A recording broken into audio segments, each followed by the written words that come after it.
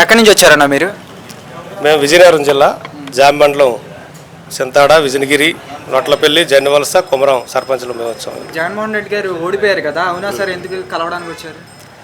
ఓడిపోయినా కూడా ఒకసారి మా నాయకుడిని నేరుగా చూసి ఆయనతో మా సమస్యలను, మా గ్రామ పంచాయతీలకు సంబంధించిన సమస్యలని, ఈ ప్రభుత్వం చూపిస్తున్న వివక్షతను ఒకసారి ఆయన దృష్టికి తీసుకెళ్లాలని, గ్రామ పంచాయతీలకి సర్పంచులకి న్యాయం జరగాలనే ఉద్దేశంతో ఇక్కడికి వచ్చాం. ఆయన జగన్మోహన్ రెడ్డి గారు అధికారంలో లేరు కదా సార్? లేకపోయినా మా తరపున మా పేద ప్రజలు కానీ సర్పంచులు కానీ మా తాలూకా సమస్యలను ఆయన వినిపిస్తే ప్రభుత్వం మీద ఒత్తిడి పెరిగితే పరిష్కారం అవుతాయనే ఉద్దేశంతో ఇక్కడికి. అంటే ఇప్పుడు ఉన్న కూటమి ప్రభుత్వంలో పవన్ కళ్యాణ్ గారు మేము న్యాయం చేస్తున్నాం పంచాయతీలకు అంటున్నారు కదా, ఏమీ చేయలేదు. పవన్ కళ్యాణ్ గారు చెబుతున్నది క్షేత్రస్థాయిలో ఎక్కడ అమలు కావడం లేదు. పంచాయతీలకే పూర్తి హక్కులు ఉపాధి హామీ నిధుల్లో కానీ పశువుల షెడ్లలో కానీ నేను చెప్తున్నా కూడా ఎంపీడీఓ కానీ కలెక్టర్ కానీ ఎక్కడ పంచాయతీ సర్పంచులను లెక్కలో తీసుకోవడం లేదు. గ్రామ సభలో బలవంతంగా అది పెట్టించి వాళ్ళకు సంబంధించిన వర్కుల్లే శాంక్షన్ చేసుకుని ఎక్కడో చివరున్న అప్రాధాన్యత వరుస క్రమంలో లేని చివరిలో ఉండే వర్కుల్లో మంజూరు చేసి వెండర్ల పేరుతో వాళ్ళకి కట్టబెడుతున్నారు. ఎటువంటి నియమ నిబంధనలు ఉపాధి హామీ చట్టాలను ఏమీ పాటించకుండా పంచాయతీలు తీర్మానాలు లేకుండా ఉపాధి హామీ నిధులు దుర్వినియోగానికి ఈ ప్రభుత్వం పాల్పడుతుంది.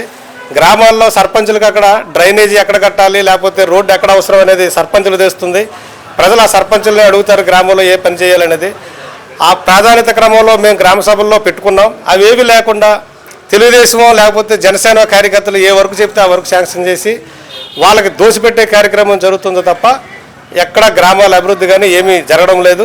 షెడ్లు కూడా అంతే, పశువుల గోకులాలు షెడ్లకు సంబంధించిన కూడా సామాన్య రైతులకు కానీ పేదలకు కానీ లేకపోతే అందులో ప్రాధాన్యత పరంగా దళితులకు కానీ గిరిజనులకు కానీ బీసీలకు కానీ ఇవ్వకుండా కార్యకర్తలు ఏం చెప్తే వాళ్ళకి అదే చేస్తున్నారు తప్పితే ఎక్కడ ప్రజల పక్షాన్ని చేయడం లేదు. అంటే పవన్ కళ్యాణ్ గారు నేను 100% న్యాయం చేస్తున్నా పంచాయతీ శాఖ తీసుకొని అంటున్నారు కదా, పంచాయతీ మరి చేస్తున్న మరి మేమే చెప్తున్నాం కదా, మాకు ఎక్కడా కూడా ఒక్క అభివృద్ధికి చేసుకునే అవకాశం ఎక్కడా కూడా అధికారులు ఇవ్వడం లేదు.